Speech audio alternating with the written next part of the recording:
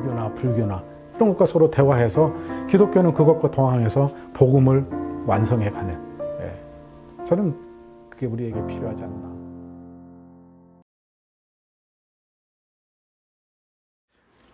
그러게 제가 실천적 지식인지는 제가 잘 모르겠습니다만은 아마 밖에서 저를 볼 때는 또 그렇게도 볼 수 있겠다 하는 생각을 새삼 해봅니다.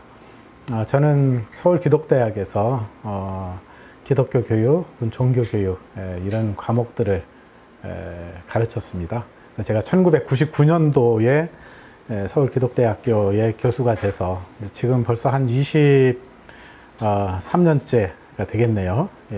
지금 이제 그런 위치에 있고요.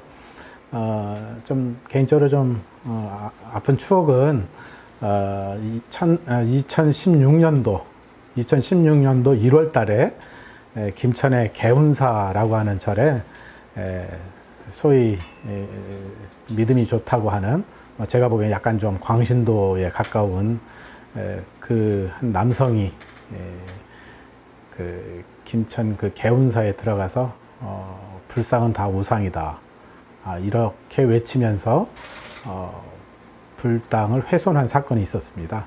그리고 스님은 또 지옥 간다, 뭐 이렇게 또 이제 협박을 하면서 그리고 나서 제가 이렇게 지켜봤는데 우리 한국교회가 조용하더라고요. 그래서 저는 그때 굉장히 충격을 받았습니다.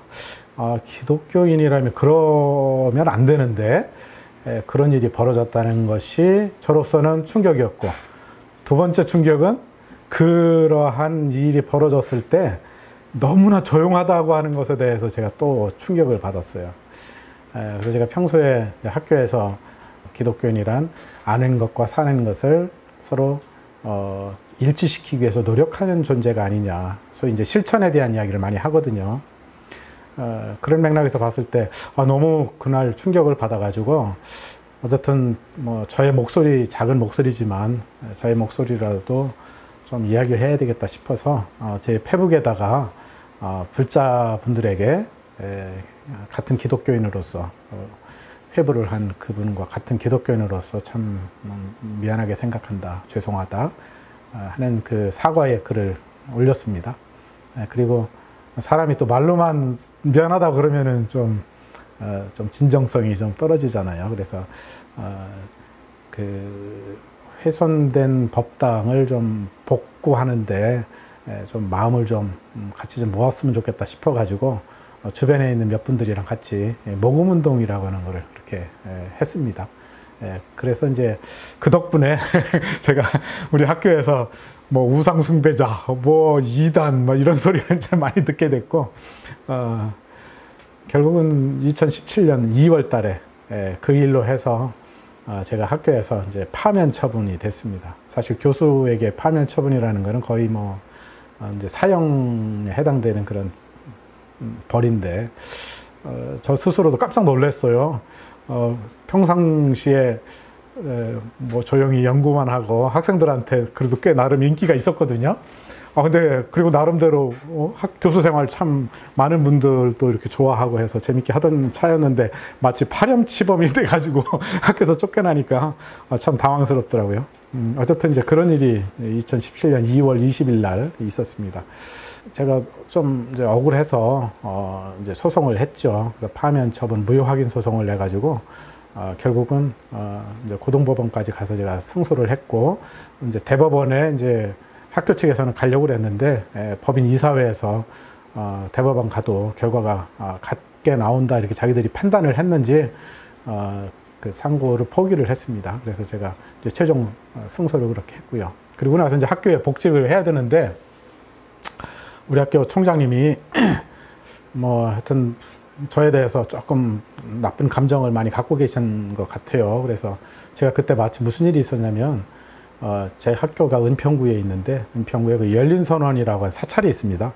네, 거기에 성탄절 날 그 절에서 예수님 오신 날, 부처님 오신 날하고 이렇게 말이 좀 비슷한데 성탄절 기념으로 해서 법회를 한다. 그런데 예수님을 좀 소개받고 싶다. 그래서 목사님을 좀 이렇게 섭외를 했는데 찾기가 너무 힘들다. 근데 교수님이 오셔서 좀 설교 좀 해달라. 예수가 누군지 우리가 알고 싶다. 그 이야기를 그 주지 스님이 저한테 해주셨어요. 그래가지고 사실 저도 조금 마음에 조금 주저스러운 게 있긴 있었는데 그래도 제가 목사거든요. 근데 목사로서 설교해달라는 청을 거절하는 게 목사로서 그게 합당하지 않은 것 같더라고요. 안수받을 때 아골골짝이라도 가서 선교를 해야 된다 뭐 이런 찬송도 부르고 어쨌든 어느 곳에 가든지 복음을 전해야 되는 게 이제 목사로서 당연한 일이었기 때문에 그게 어느 곳이 되었든 뭐 절이 되었든 뭐 그 어느 곳이 되었든 가서 복음을 전해야 되겠다 그렇게 생각이 들어서 이제 가서 제가 설교를 했죠. 그래서 설교 제목이 예수 보살과 육바라밀이라고 하는 그런 제목입니다. 근데 이 제목이 우리 기존의 목회자들에게 굉장히 충격적이었나 봐요. 뭐 그럴 수 있다고 저는 생각을 합니다. 근데 청중이 다 스님들이에요. 스님들이고 다 불교 신자들인데 그들에게 그리스도라는 말이 없잖아요. 불교에는 예수는 그리스도다라는 말인데 이 그리스도라고 하는 말하고 제일 가까운 불교적 용어가 뭔가를 제가 찾다가 궁리를 해보니까 보살이지 않나. 물론 여기서 말하는 보살이란 뭐 불교 절에 가면은 이제 일반 여성 신도를 일컬어 보살님이라고 그러잖아요. 그런 의미의 보살이 아니고 깨달음을 얻었지만 그러나 모든 사람들을 말하자면 성불시키기 위해서 끝까지 성불을 미루면서까지 도와주는 그런 지고한 존재. 예수님을 이제 그렇게 좀 소개하면 저분들이 예수를 좀 그래도 비교적 좀 잘 이해할 수 있지 않을까. 이제 그런 취지 위에서 제가 그런 설교를 했었죠. 근데 그 설교를 했다고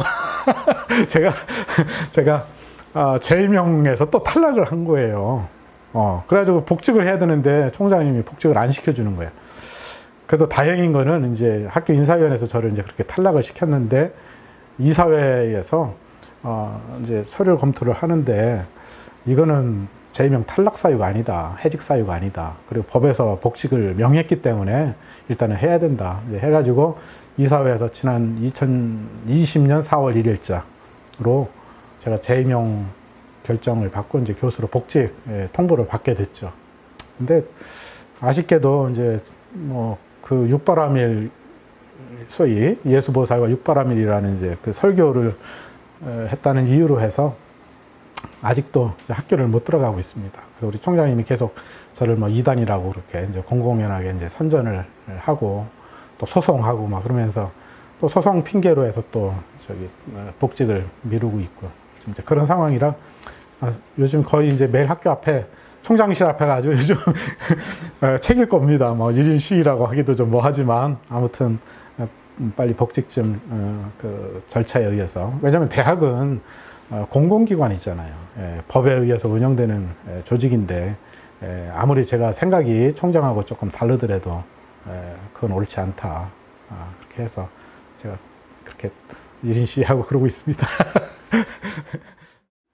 설교는 2018년 12월 달에 했습니다. 12월 10일인가 막 그쯤 될 거예요. 뭐 절에서도 뭐 설교를 듣고 나서 되게 좋았대요. 그리고 그래가지고 자기들도 신이 나서 막 퍼나르고 그 다음에 또 우리 기독교계에 좀 제 자랑을 해도 될지 모르겠는데 그 우리 기독교계에 요즘 제일 핫한 그 신학자가 UCLA의 옥성득 교수님이라고 계세요. 우리 그 한국학, 특별히 한국의 종교, 특히 좁게 말하면 이제 기독교 역사를 가르치는 교수님이신데 UCLA의 석좌 교수로 계신데 그분이 2018년도에 대한민국에서 있었던 설교 중에 제일 좋은 설교 한 편을 골랐는데 제 설교가 선정이 됐다고 저한테 축하해 준 그런 일도 있었습니다. 자랑해서 죄송합니다. 불교인들에게 예수님은 누구냐? 그분은 보살이었다. 그래서 자기가 구원을 다 이룰 수 있음에도 불구하고 또 이룬 존재임에도 불구하고 온 인류가 다 구원받기까지 자기는 구원을 미룬 채 모든 사람들이 구원받을 수 있도록 도와주는 존재. 불교에는 이제 수행이 중요하기 때문에 그와 같은 보살은 누구였느냐? 그 예수님의 삶을 이렇게 보니까 육바라밀을 정말로 철저하게 이루신 분이다. 뭐 자비라든지 뭐 인욕이라든지 그다음에 뭐 육바라밀에 그런 여러 가지가 있잖아요. 이제 그런 것들을 다 정말 거의 문자적으로 다 이룬 분이 아닌가. 사실 불교의 관점에서 보면은요, 사실 제 이 주장이 굉장히 좀 거스르게 들릴 수도 있어요. 근데 저는 그렇게 보고 싶다는 거죠. 왜냐하면 불교에 보살들이 많이 있잖아요. 뭐 문수보살, 무슨 보살, 보현보살, 보살들이 많이 있지만 그 보살님들은, 그 보살은 사실은 냉정하게 말하면 상상의 존재예요. 실제 역사적인 인물이 아니란 말이죠. 예. 근데 예수는 역사적인 인물이었거든요. 근데 역사적인 인물로서 그 육바라밀을 온전히 다 이뤘다. 이건 정말 저는 대단한 분이 아닌가. 그러니까 불자들로 하여금 그런 우리의 위대한 그런 보살이 다 되고자 원한다면 예수의 삶을 살라는 거지. 예. 이거는 선교이지만 또 동시에 불자들에게는 큰 도전이 될 수 있는 부분이 아닌가. 그렇게 생각을 합니다. 그렇습니다. 네, 네, 네. 물론 제가 뭐 다 안다고 얘기할 수는 감이 없죠. 저는 그냥 제가 공부하는 분야 조금 아는 부분인데, 그런데 그것조차 아는 만큼 실천하지 않는다면, 그거는 참 큰 위선이 아닌가. 사실 예수님이 제일 경계했던 게 그거거든요. 성경에 보면 예수님이 제일 싫어했던 게 뭐냐면, 비난했던 분들이 누구냐를 보면 알 수 있는 게, 성경에 보면 예수님이 제일 비난했던 사람이 바리새인들이거든요. 근데 바리새인들은 그 당시 학자예요. 요즘으로 말하면 아마 신학자나 뭐 종교학자쯤 해당이 될지 모르겠어요. 아니면 법학자라든지. 예. 근데 그 사람들은요, 그런 학자로서 대단한 지식인이었는데 예수에게는요, 엄청난 비난의 대상이었어요. 왜 그러느냐? 아는 대로 안 살거든요. 예. 종교적인 가르침, 하나님은 사랑이라고 아는데 삶은 사람을 늘 미워해. 그건 아니라는 거죠. 예. 그래서 예수께서 그런 자세를 견지했기 때문에 저는 그거는 그때나 우리 시대나 저는 같은 맥락이지 않을까. 저를 비롯해서 우리 많은 지식인들이 최소한 자신의 믿는 바에 대해서 아는 거에 대해서는 안다. 모르는 거에 대해서는 모른다. 그리고 아는 거에 대해서는 아는 만큼 최소한 실천하려고 노력하는 그런 게 정말 필요하지 않을까. 그렇게 생각을 합니다. 기독교 2000년의 역사가 있었지만 몇 번의 큰 패러다임의 전환이 있었어요. 예. 가장 대표적인 첫 번째 전환은 우리 다 잘 알듯이 기독교가 박해를 받던 종교에서 이제는 이제 공식적인 국가 종교가 되면서 이제는 박해하는 종교로 바뀌었단 말이에요. 이게 첫 번째 큰 패러다임의 전환이었고, 두 번째 전환은 우리가 잘 알다시피 루터의 종교개혁이라고 이렇게 생각이 들고요. 물론 그 이전에 뭐 동서방교회 갈리고 하는 뭐 그런 것도 있긴 하지만 제가 보기엔 어떻든 그걸 다 묶어서 봤을 때 두 번째 패러다임은 어떻든 종교개혁이 아닌가 이렇게 보고요. 세 번째 패러다임이 제가 보기에는 지금인 것 같아요. 네.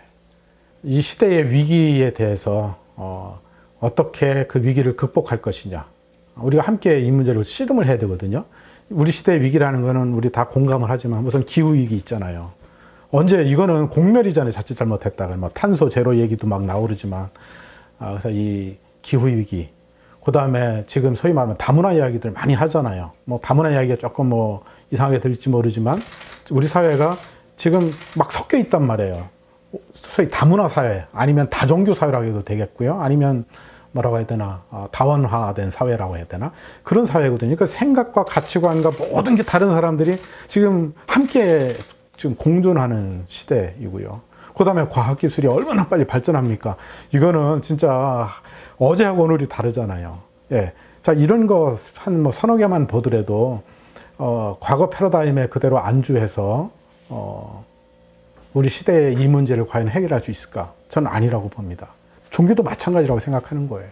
그렇기 때문에 우리 기독교만 하더라도, 적어도 지금 패러다임, 다시 말하면 이제 구 패러다임이라고 한다면 그 구 패러다임은 루터 시대에 생겼던 패러다임인 거예요.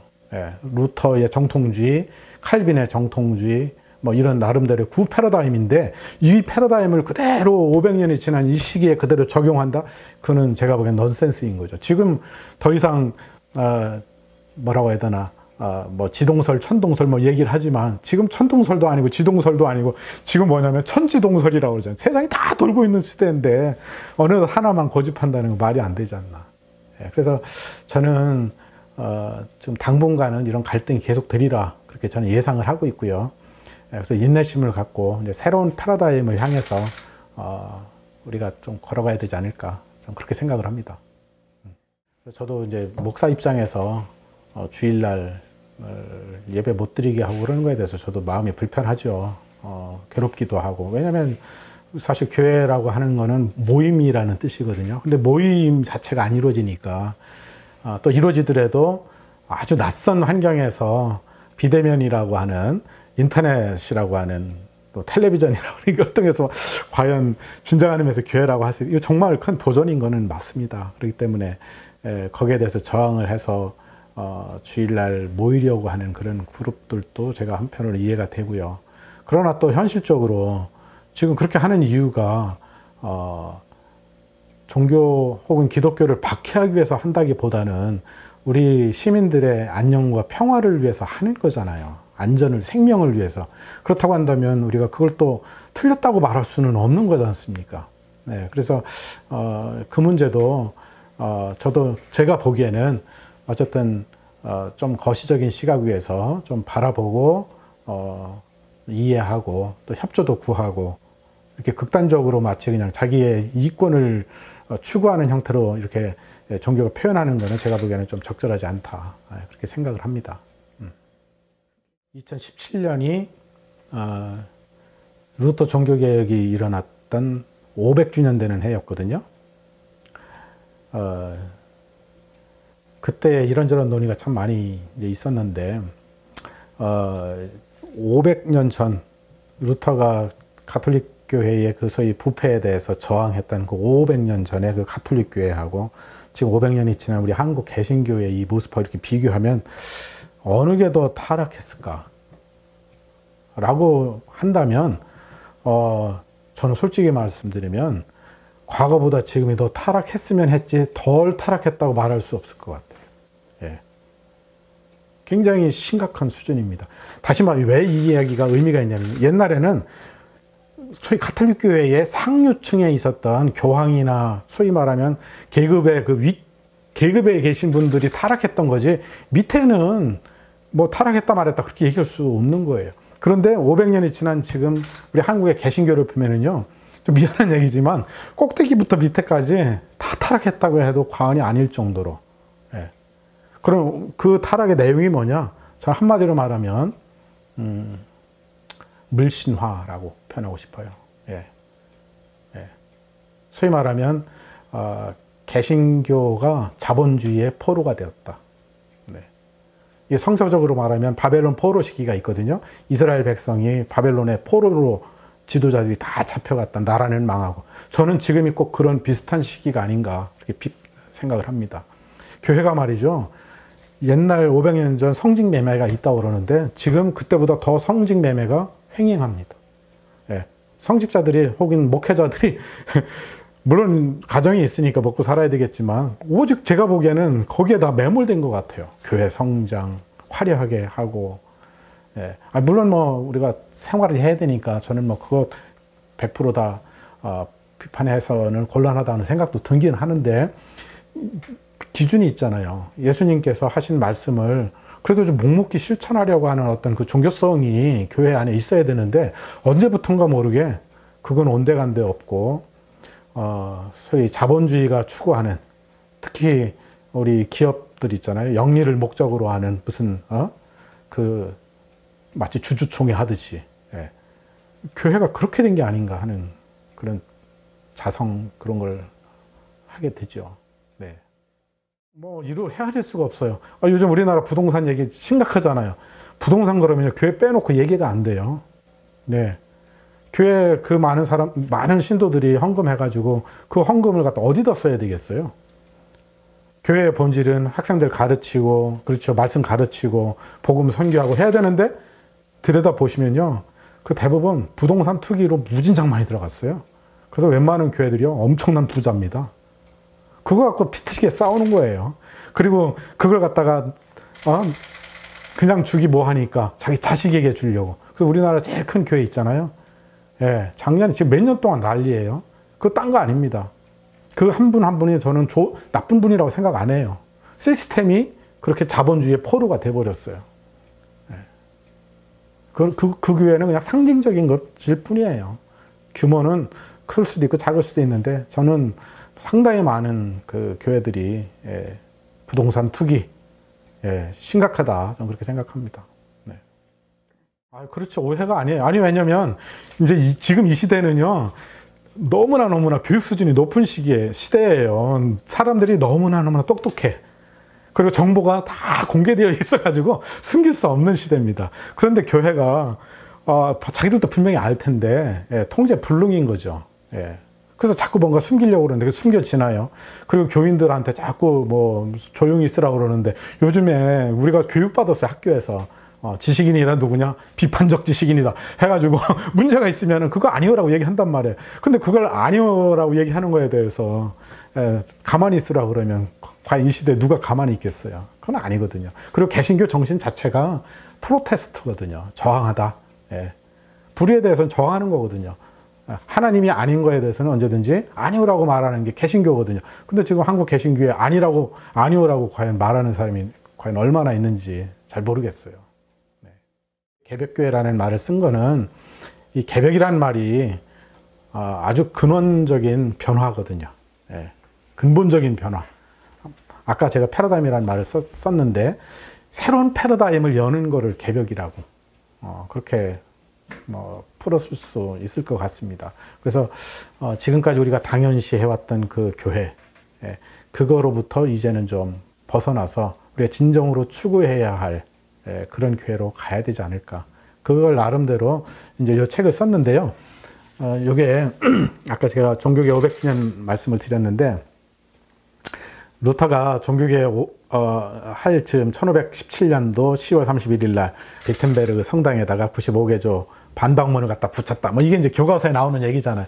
근데 물론 역사가들은 그게 진짜냐 거짓말이냐 아주 논란을 하는 것도 사실이에요. 그래가지고 요즘 어느 학자는 그런 거는 팩트는 아니었다. 뭐 이런 얘기도 있는데 하여튼 뭐 그건 그렇다 치더라도 제가 1517년 루터의 그 95개조 반박문을 종교교회 500주년 되는 해에 한번 제 나름대로 패러디를 한 거예요. 그래서 저도 우리 한국교회가 지금 종교개혁이 필요한데 교회개혁이 필요할 때인데 루터처럼 한번 해보자. 물론 내가 루터는 아니지만 그래도 루터의 후예니까 나름대로 한번 좀 생각을 한번 정리해보자 해가지고 어느 날 제가 루터의 95개니까 나는 100개를 한번 써보자 해가지고 저녁 먹고서 적기 시작했어요. 내가 꿈꾸는 교회. 말하자면 과거의 패러다임을 벗어 던지고 새로운 패러다임으로 가야 할 그걸 한번 적어보기 시작했어요. 그래서 쭉 쳐서 100개를 딱 썼는데 세상에 아침 7시야. 그래가지고 밤새도록 그래서 제가 그렇게 쓴 게 제가 생각해도 신기하더라고요. 그래가지고 아무튼 100개를 딱 쓰고 나서 루터는 비텐베르그 대성당에다가 붙였는데 우리 시대는 그럴 필요 없어요. 세계의 열린 창인 페이스북에다가 딱 제가 붙였습니다. 그리고 나서 이제 해직됐으니까 할 게 없잖아요. 그래가지고 요거를 하나씩 해설을 한 거예요. 매주 한 주에 하나씩. 그래서 짧은 글로 해서 뭐 A4 한두 장 정도를 해가지고 이제 제 페북에다가 그 의미를 이제 해설을 해주고 또 제 이제 같이 하는 우리 신앙의 그 분들이 있어서 함께 나누고 이제 그랬죠. 그때 이제 어느 잡지에서 그걸 보고 그거 우리 잡지에 실으면 안 되겠느냐고 그래가지고 그렇게 해서 2년 반 동안 써가지고 이제 나온 책이 바로 이 책입니다. 네. 우리 기독교가 처음 들어올 때요, 우리 선교사들이 우리 한국 문화에 대해서 전혀 무지한 사람들이 아니었어요. 지금 기준으로 봐서는 무지하지만 당시 기준으로 봤을 때는 나름대로 공부하고 오신 분들이에요.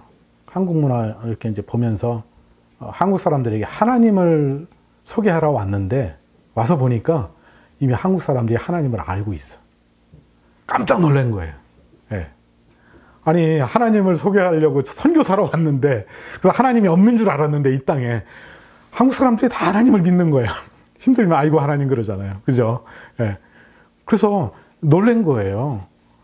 자, 이게 무슨 얘기냐면 우리 초창기 우리 한국의 초기 선교사들은요, 한국 문화에 대한 나름대로의 존경심이 있었어요.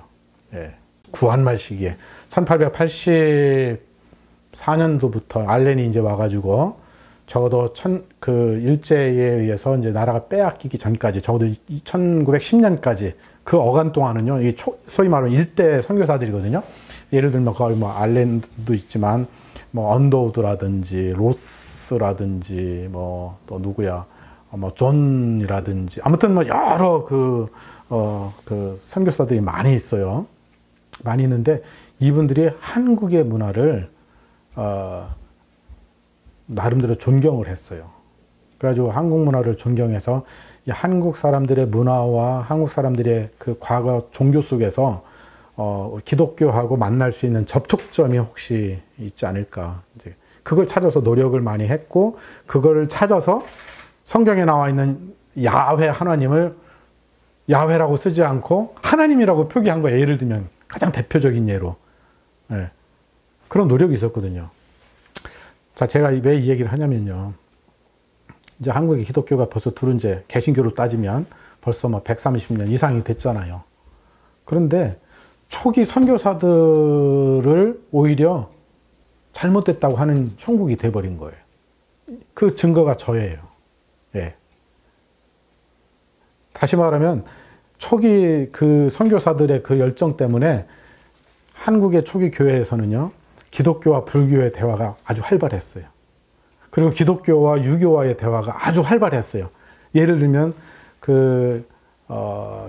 감리교회의 초대 우리 한국인 목사가 누구냐면 최병헌 목사님이라 알고 있어요. 우리 정동감리교회 담임 목사 하셨던 분인데, 이분은 원래 유학자예요. 유학자인데 복음을 받아들여 가지고 기독교인이 되고 목사까지 됐지만, 이분의 주장이 바로 그런 거예요. 복음은 뭐냐? 복음은 그분이 유학자니까 유교를 폐하는 게 기독교가 아니고 오히려 유교의 부족한 점을 오히려 완성시킨다. 이걸 보유론이라고 그러거든요. 예. 여기서 말하는 유는 유학을 말하고 보는 보충한다. 그러니까 유교의 부족한 점을 이루는 게, 완성시키는 게 기독교다. 그러니까 사실 예수님도 그런 비슷한 얘기를 했거든요. 예수님도 내가 율법을 폐하라고 왔느냐? 그거 아니다. 율법을 내가 완성시키러 왔다. 그런 얘기라든지, 또 사도 바울도 그런 비슷한 말씀을 했어요. 로마서에 보면 그런 말씀이 있어요. 그리스도는 율법의 완성이다. 예. 그런 표현을 했거든요. 그러니까 기독교가 유교와 불교와 대립하는 그런 관계가 돼서는 안 되고, 서로 대화하고 서로 배움으로써 저도 기독교 입장에서는 유교의 부족한 점을 갖다가 이렇게 보완하는, 그리고 완성하는 그런 맥락에서 초기 선교가 다 이루어졌단 말이에요. 이거는 우리나라뿐만이 아니고 중국도 마찬가지였어요. 여러분 저기 그거 아시잖아요. 누굽니까? 마테오 리치 아시죠? 뭐 천주시리. 그러니까 가장 대표적인 경우거든요. 예. 그분이 중국에 처음 와가지고 기독교를 막 일방적으로 선교하면 안 되니까 처음에 말이죠. 스님처럼 옷도 입고요. 교회라는 이름 쓰지 않고 절사자를 썼어요. 무슨 사 이런 식으로. 예. 그리고 그 사람들의 유교의 경전에 맞춰서 성경을 새롭게 해석하고 그런 노력을 했던 거죠. 근데 이상하게 1910년 그 이후로 말이에요. 그 초기에 가지고 있었던 이거를 갖다 다 깡그리 없애버리고, 심지어 이단이라고 그러는 거예요. 그래서 저 같은 사람, 멀쩡한 교수 데려다가 말이지, 이단이라고 그러고, 이건 이해가 안 되는 거죠. 예. 그래서 우리 한국교회가 정말, 바뀌어야 되지 않나, 그렇게 생각을 합니다. 네. 저도 지금 아직 동학을 좀 공부하는 중이라 한마디로 또 말하기 좀 어렵지만, 이 최재부 선생이 우선 하나님을 경험을 해요. 예. 아마 그 당시에 아마 천주교의 소문을 들었던 것 같아요. 그리고 아마 그분은 설이에요, 이거는. 아마 그분도 성당에 좀 최소한 구경 삼아 가지 않았을까, 이제 그런 얘기하는 분도 있거든요. 그래서 그 천주에 대해서 알고 있었어요. 근데 천주는 우리로 말하면 하느님이거든요. 근데 그 하느님은, 기독교의 하나님은요, 체험할 수 있는 분이거든요. 그래서 본인도 천주를 체험해 봐야 되겠다. 그리고 그 천주는 또 우리 조상들로부터, 단군 이래 우리 조상들로부터 우리가 섬겼던 그 하나님이거든요. 근데 이 천주교 신자들이 그 하나님을 우리가 체험해야 될 분이다, 이렇게 얘기를 하니까 아마 본인도 막 그런 갈망이 있었던 것 같아요. 하느님을 내가 좀 한번 만나보고 싶다. 근데 실제로 수도하면서 하느님을 체험을 합니다. 저는 거기서 깜짝 놀랐어요.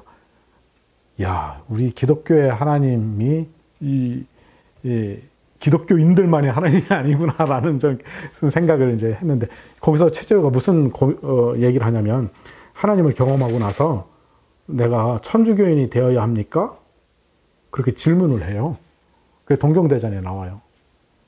그랬더니 하늘에서 음성이 들리기를, 아니다. 돈은 같지만 이치는 다르다. 돈은 같다는 말은 하느님은 같다. 그렇지만 너는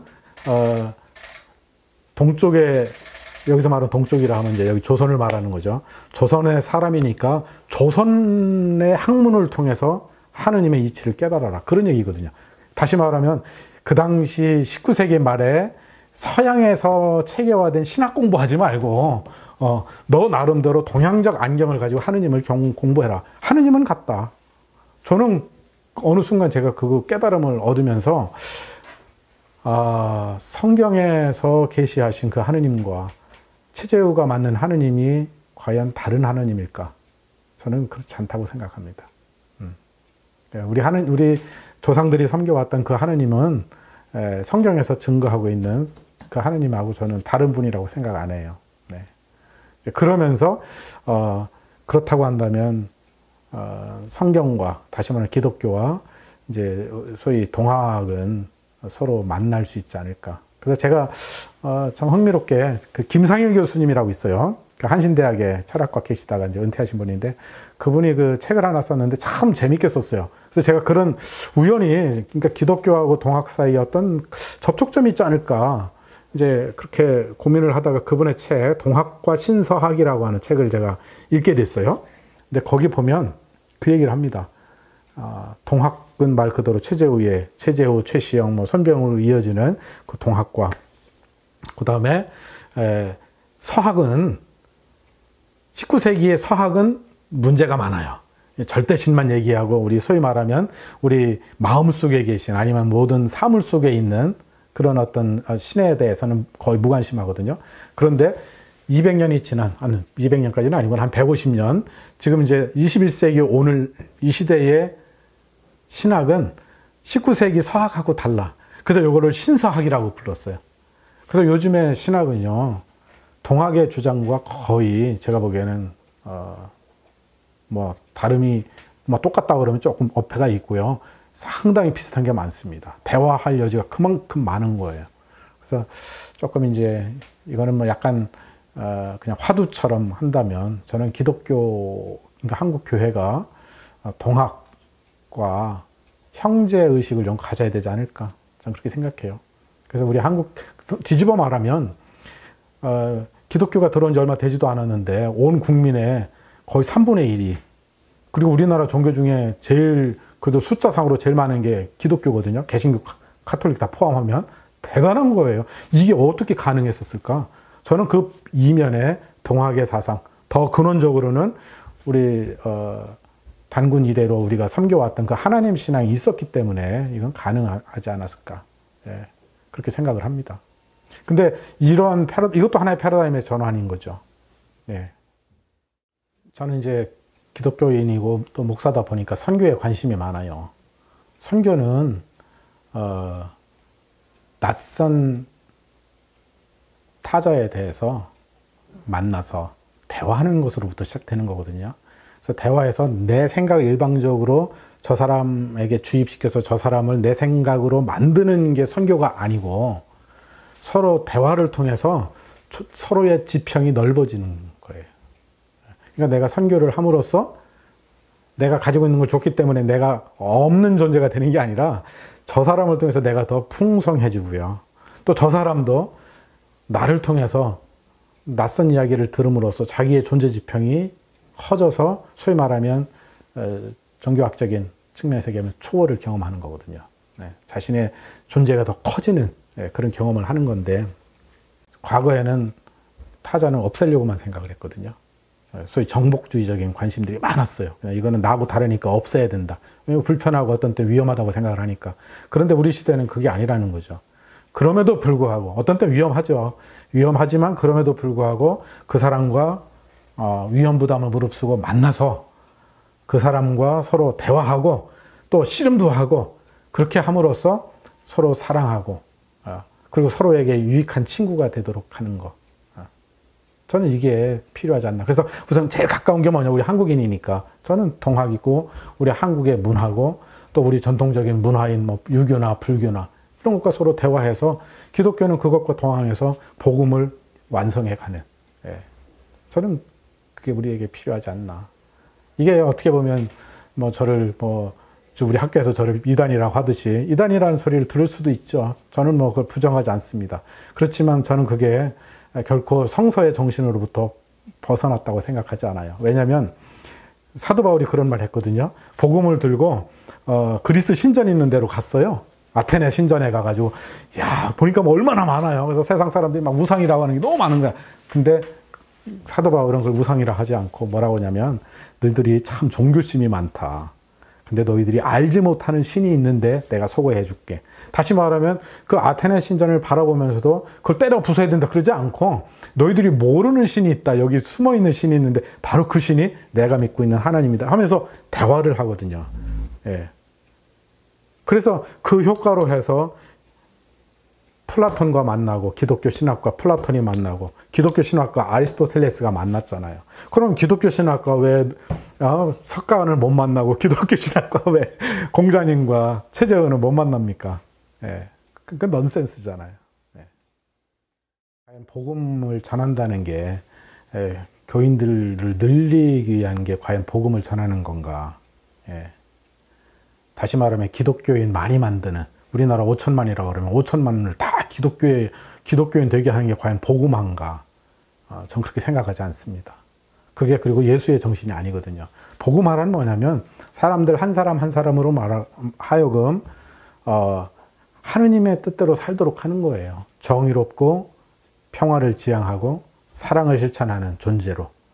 기독교인은 많은데 교회는 열심히 다니는데 정의롭지도 못하고 사람들 만나면 싸우기나 하고 평화보다는 뭐 이렇게 뭐라고 해야 되나 분쟁을 그거는 아니라는 거죠. 그러니까 우리 한국 사회는 기독교인은 많지만 저는 예수를 따라가는 진정한 기독교인이 과연 얼마나 되는지 제가 되묻고 싶어요. 그러니까 더 복음화가 돼야 된다. 그렇게 생각을 합니다.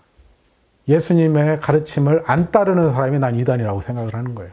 예수님이 제일 싫어했던 사람, 아까 얘기한 것처럼 바리새인들이거든요. 바리새인들은 정말 똑똑한 사람들이고 정말 정말 훌륭해요. 성경을 누구보다도 잘 알고. 근데 성경 말씀을 진짜 안 지키는 사람이 그 사람들이거든요. 그러니까 예수님이 막 그 사람들 만나기만 하면 뭐 화를 내고 그랬단 말이죠. 저는 이게 우리 시대에도 난 이단 규정을 할 때 난 그렇게 했으면 좋겠어요. 얼마나 예수님 말씀을 어기는가.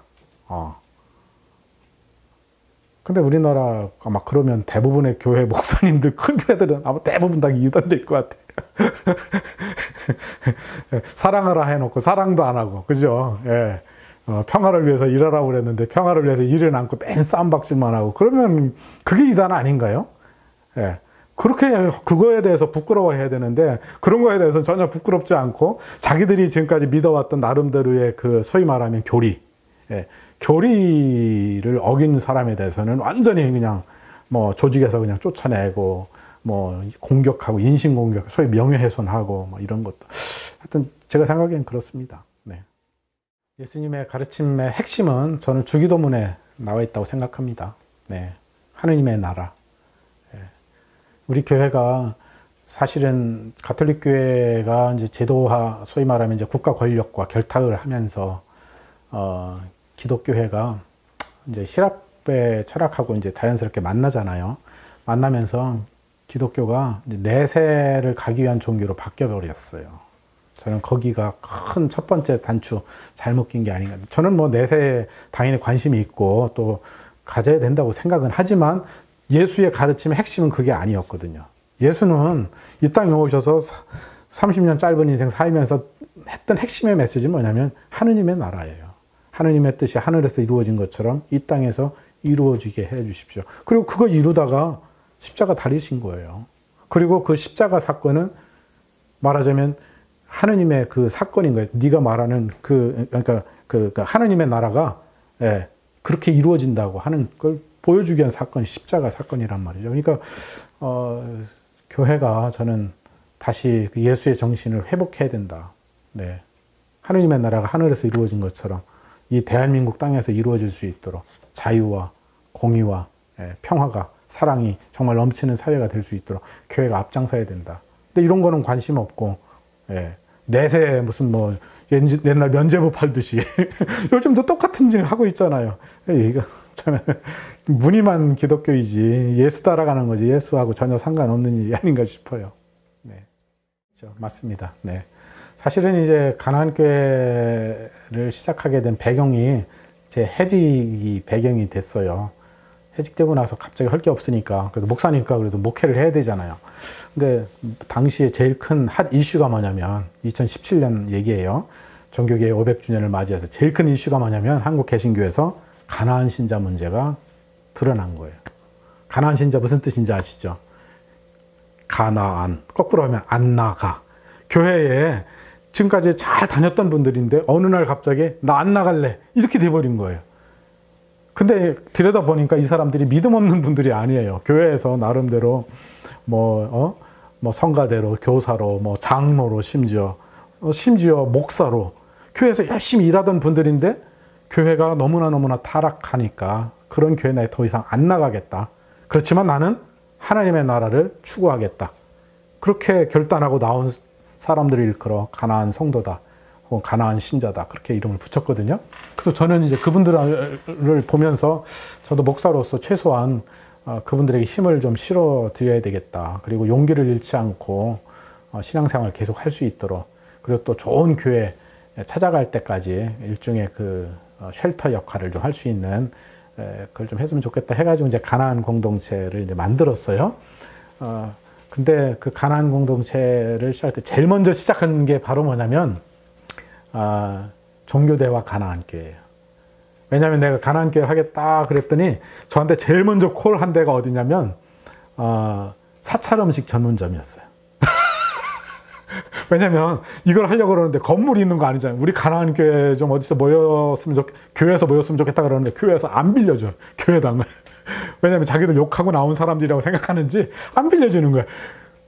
그러니까 그래가지고 어디 좀 뭐 했으면 좋겠는데 좀 도와주세요 그랬더니 제일 먼저 콜한 게 사찰 음식 전문점이에요. 불자였어요. 가만 생각하니까 너무 고맙잖아요. 그래서 나도 불교를 돕다가 해직이 됐는데 또 제일 먼저 가나안교회 하겠다 그랬더니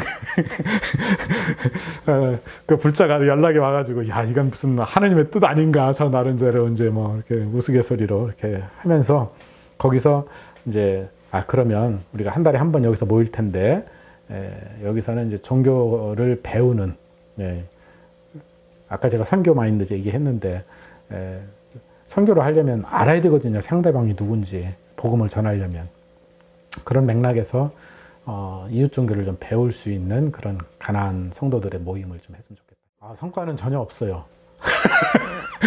성과는 전혀 왜냐하면 우리가 뭐 교회당 예배당 건물이 있는 것도 그러니까 지금까지 생각했던 교회 개념과 정반대인 거야. 왜냐하면 지금 교회 그러면 항상 건물을 생각하잖아요. 우리는 건물이 일단 없어요. 그 다음에 그럼 교회 안에 뭐 성직자, 목회자를 생각하잖아요. 그런데 우리는 뭐 공인된 성직자가 없어요. 저도 자청한 거지 누가 임명한 게 아니거든요. 그런 거지. 그 다음에 뭐 헌금이 뭐 하는데 그것도 우리는 없어요. 물론 헌금 받아요. 받긴 받는데 본인에게 다 돌려줘. 선교비로. 그러니까 뭐 그 다음에 출석부가 있는 것도 아니지. 뭐 무슨 장로, 권사 뭐 이런 게 있는 것도 아니지. 그냥 아무것도 없어요. 그러니까 그냥 일반 세상적 기준으로 봤을 때 뭐 성과라고 말할 수 있는 건 아무것도 없고 그냥 글쎄 굳이 하나 얘기한다면 그거에 대한 기록물로서 이런 책 하나의 사례집으로 냈다 뭐 이게 하나 있고요. 이제 보람이라고 하는 거는 아까 말씀드린 것처럼 하나님 나라 운동에 아주 미력하지만 함께 동참하고 있다. 그런 게 보람이지 않을까 그렇게 생각합니다. 뭐 누가 알아주는 건 전혀 아니고. 그럼요. 물론 이제 다양한 형태의 뭐 저는 이제 가나안 신자들을 대상으로 하는 하나의 실험 교회로서 제가 가나안 공동체를 운영하고 있습니다만은 저하고는 또 다른 형태의 다양한 형태의 그 교회들이 나오지 않을까. 특히 이제 패러다임의 위기 가운데서 과거 패러다임과 새 패러다임으로도 이 전환기에 얼마나 많은 위기를 우리가 경험을 해요. 자, 아까 제가 말씀드린 것처럼 기후위기, 이거 말로 형용할 수가 없거든요. 이 기후위기 시대에 그럼 교회는 어떻게 해야 되느냐. 네. 그러면 거기에 합당한 또 교회가 또 나올 거고, 또 이제 소위 말하면 소위 젠더 이슈가 요즘 굉장히 핫 이슈잖아요. 그 문제 전통적으로다가 여자들은 교회에서 잠잠할지어다 뭐 이거 가지고 과연 이게 글쎄요 우리 시대에 과연 얼마나 먹힐까요?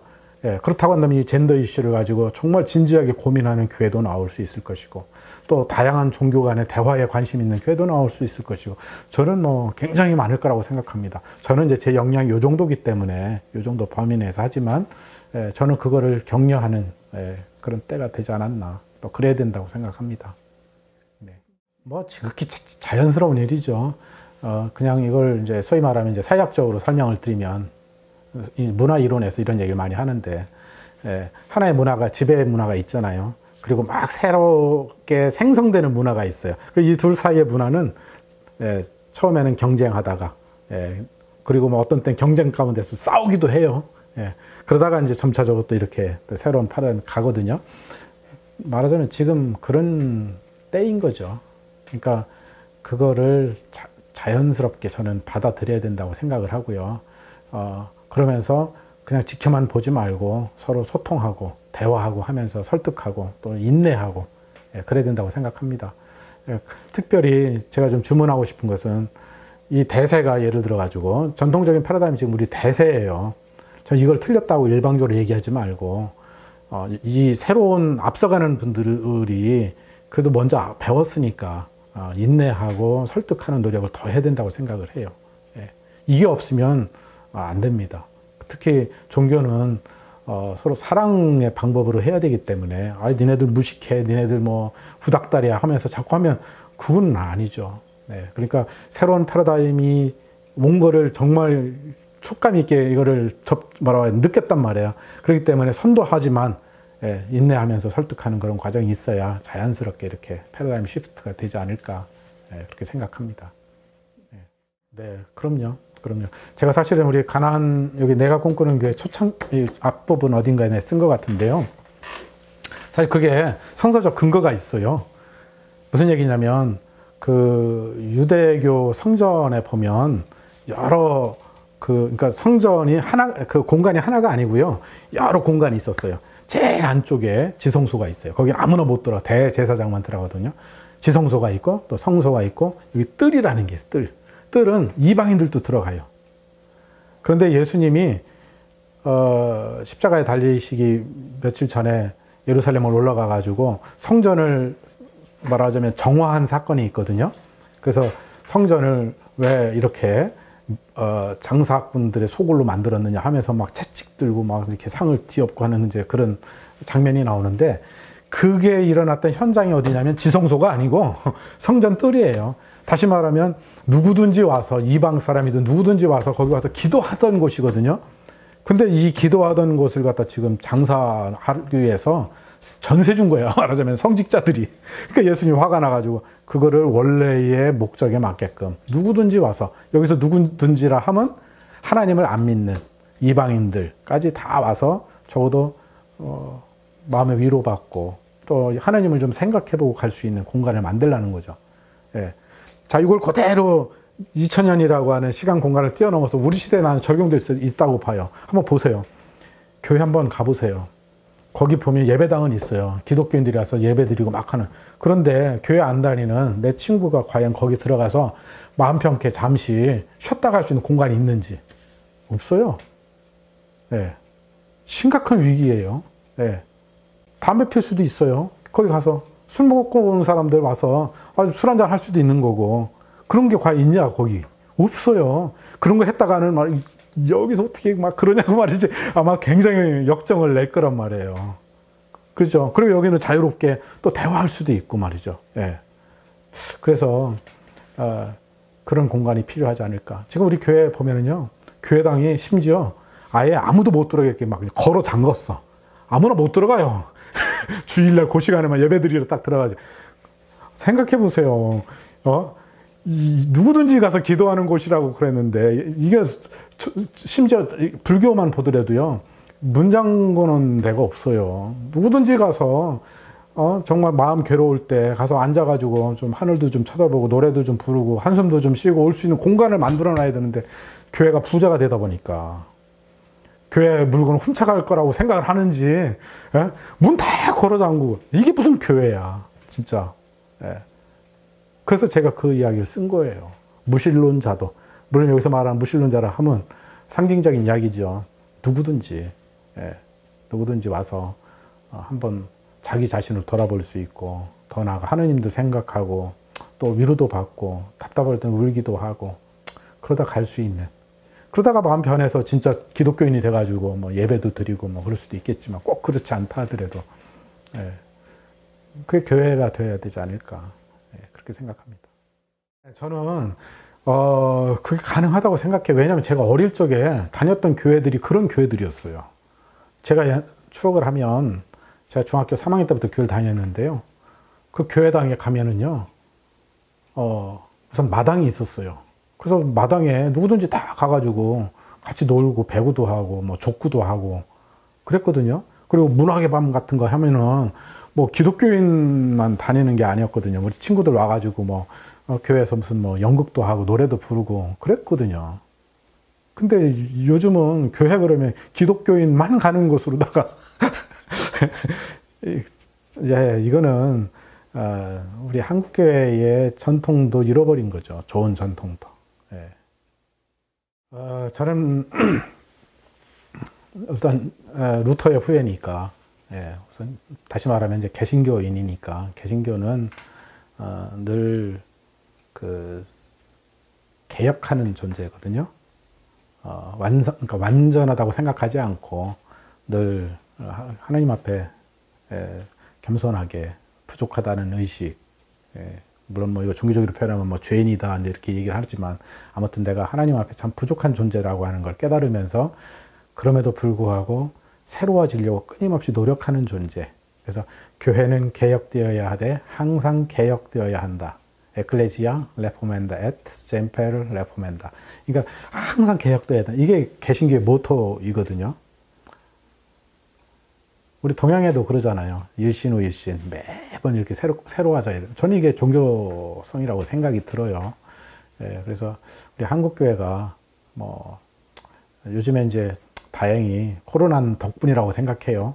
자성을 많이 하게 돼서 저는 참 한편으로는 코로나가 고통을 우리에게 줬지만 또 한편으로는 우리 스스로를 좀 돌이켜볼 수 있는 좋은 기회를 줬다 그렇게 생각을 합니다. 그래서 우리 한국교회가 좀 더 자신을 좀 돌아보면서 좀 새로워지는 그리고 아닌 것에 대해서는 단호하게 아니요 긴 거에 대해서는 예스 하면서 이렇게 가야 되지 않을까. 그냥 묵묵하게 그 신학자들이 그런 얘기를 많이 해요. 신학을 한다고 하는 거는 그 시대에 가장 그 시대에 그 지역의 시민들이 가장 고통스러워하는 문제에 대해서 씨름하는 존재다. 다시 한번 말씀드린다면 신학자는 누구냐? 그 시대에 그 지역에서 가장 고통스러운 문제에 대하여 씨름하는 존재가 신학자다. 그런 이야기를 했습니다. 저는 공감하고 있어요. 다시 말하면 지금 2021년 8월 현재 과연 우리 대한민국이 제일 고민하는 문제가 뭘까? 이것을 우리 신학자들이, 목회자들이 또 혹은 기독교인들이, 종교인들이 저는 고민해야 된다고 생각을 합니다. 제가 이해하기로는 저는 통일이 아닌가. 우선 첫 번째, 남북의 평화로운 통일을 위해서 우리가 함께 고민을 해야 되고요. 그 다음에 또 하나는 기후위기. 이거 언제 우리가 함께 공멸할지 모릅니다. 이 문제를 우리가 진지하게 생각을 해야 되고요. 그리고 우리가 지금 너무나 많이 분열되어 있잖아요.